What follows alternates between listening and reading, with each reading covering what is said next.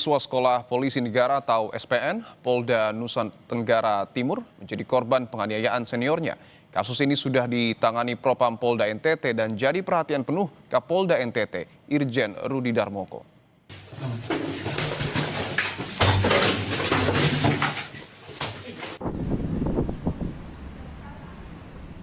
Kabid Humas Polda NTT Kombes Henry Novika Chandra mengatakan kejadian ini dipicu karena dua orang siswa itu diketahui sedang merokok, kemudian ditegur seniornya sehingga terjadi penganiayaan.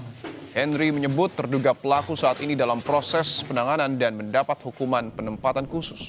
Program ataupun Propam NTT juga sudah memeriksa saksi yang merekam kejadian dan melakukan pengecekan medis terhadap kedua siswa.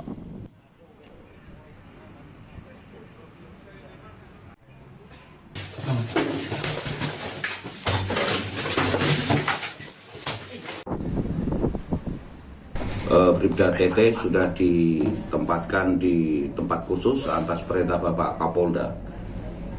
Dalam hal ini Polda Nusa Tenggara Timur berkomitmen untuk menindak tegas segala pelanggaran yang dilakukan oleh anggota dan tidak membenarkan adanya kasus penganiayaan. Dan juga sudah dilakukan pemeriksaan visum, diharapkan di situ nanti bisa ditentukan langkah hukum selanjutnya. Presiden Prabowo Subianto mengantar Raja Jordania ke Lanut Halim Perdana Kusuma siang tadi usai melakukan kunjungan kenegaraan sejak Jumat kemarin.